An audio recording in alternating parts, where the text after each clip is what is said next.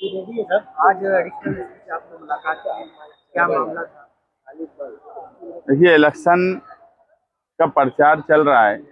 सभी पार्टियां अपने अपने तौर पर, सभी पार्टियों को उम्मीदवार अपने अपने तौर पर लोगों से वोट मांग रहे हैं, प्रचार कर रहे हैं, अपना काम बता रहे हैं।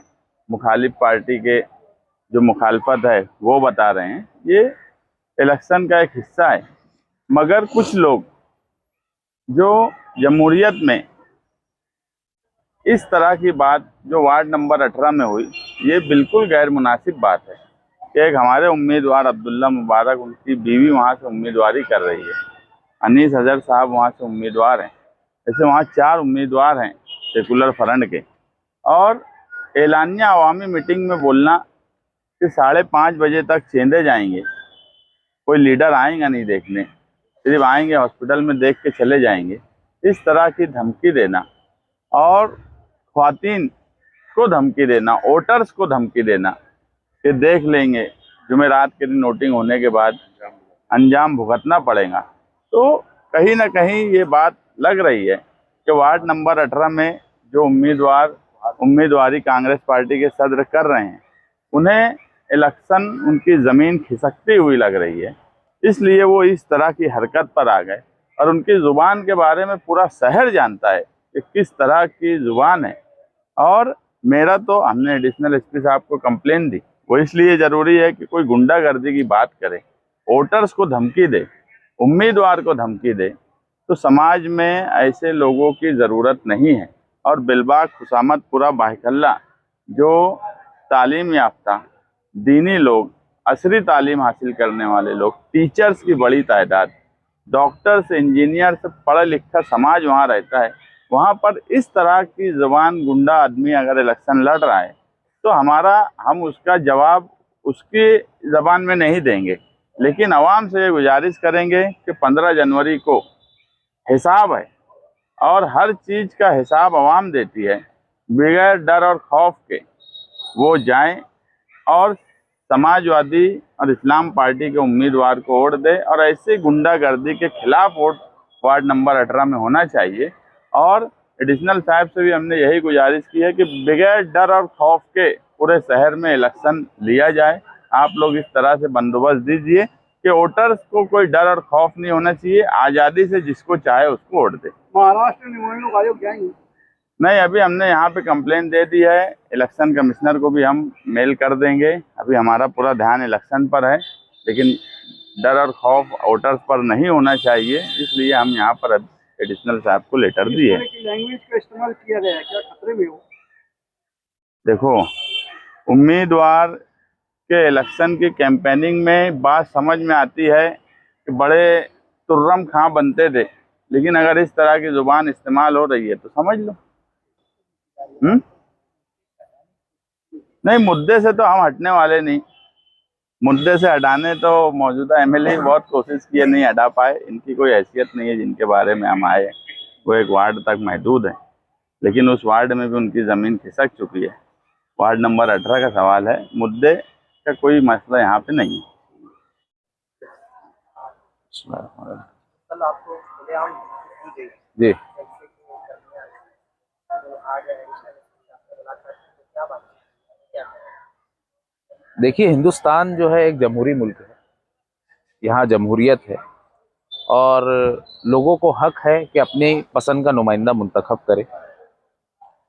आने वाले 15 जनवरी को मालेगांव म्युनिसिपल कॉरपोरेशन का इलेक्शन है। मैं मालेगांव सेकुलर फ्रंट के प्लेटफॉर्म समाजवादी पार्टी से उम्मीदवारी कर रहा हूँ वार्ड नंबर 18 में। गुज़िश्ता कल 10 जनवरी को मेरे मुखालिफ उम्मीदवार कांग्रेस मालेगांव के सदर एजाज बेग अजीज बेग साहब ने एक आवामी जलसे से मुझे जान से मारने की धमकी दी। और इतने पर ही बस नहीं, उन्होंने वोटरों को भी, राजानगर की खवातीन को भी ललकारा और कहा कि अगर उनके खिलाफ गए, उनके खिलाफ वोटिंग हुई तो इसका अंजाम उन्हें भुगतना होगा। मेरा सवाल ये है कि हम जिस शहर में रह रहे हैं, यहाँ क्या जमहूरियत है या बादशाहत है? राजानगर में खड़ा रहकर बोलने वाला कहीं अपने आप को नारू शंकर का पोता तो नहीं समझ रहे कि वो बादशाह है, वो लोगों को माफ नहीं करेंगे अगर लोगों ने उनके खिलाफ वोट दी। मैं तो बस इतना ही समझता हूँ, मेरा ईमान ये है कि माफ करने वाली जात सिर्फ अल्लाह की है, ये किबरियाई उसके पास ही है। आज जिस तरह से वो बदजुबानी बदकलामी कर रहे हैं और एक अवामी स्टेज से उन्होंने जो धमकियां दी है, वो मेरे हिसाब से, मेरी मालूमात के मुताबिक हिंदुस्तान की तारीख में पहली मर्तबा ऐसा कोई वाकया है कि एक अवामी नुमाइंदा, एक उम्मीदवार अवामी जलसे से मुखालिफ उम्मीदवार को जान से मारने की धमकी दे रहा हो और वोटरों को, बिलखुसूस खवातीन को बाकायदा चैलेंज कर रहा हो कि अगर उनके खिलाफ वोटिंग की गई तो इसका अंजाम भुगतना होगा।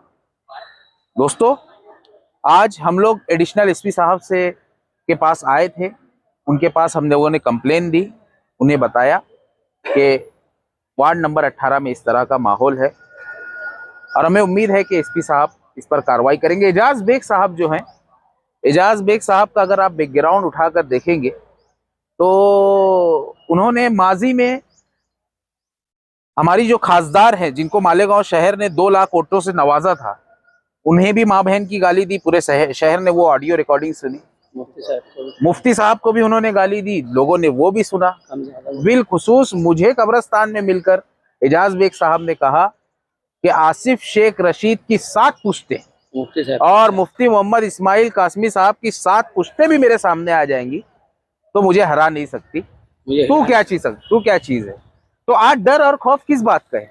आप किस बुनियाद पर मुझे धमकी दे रहे हैं? आप किस बुनियाद पर आप वोटरों को धमकी दे रहे हैं? इसका मतलब साफ और वाजे मतलब यही है कि आपकी जमीन हिली हुई है। आप गुंडागर्दी की बात कर रहे हैं। मुझे हैरत होती है कि मुझे ऐसा याद पड़ता है कि माजी में कॉरपोरेशन में अब्दुल मालिक ने इन्हें ही जमीन पर लौटाकर मारा था। वो तो हमारे खालिद हाजी साहब थे, आसिफ शेख रशीद साहब के छोटे भाई, जिन्होंने बीच में मुदाखलत करते हुए उन्हें बचाया। एक जिम्मेदार शहरी की हैसियत से, एक तालीम याफ्ता नौजवान की हैसियत से मैंने उस वक्त उस वाक़े की मजम्मत की थी। अब्दुल मालिक के खिलाफ हम लोगों ने मजम्मती बयान जारी किया था कि हमारे इलाके के कारपोरेटर को कॉरपोरेशन में मारा गया। हम लोग गुंडागर्दी के खिलाफ हैं। हम सीधे सादे शरीफ लोग हैं। हम नौजवान तालीम याफ्ता लोग हैं।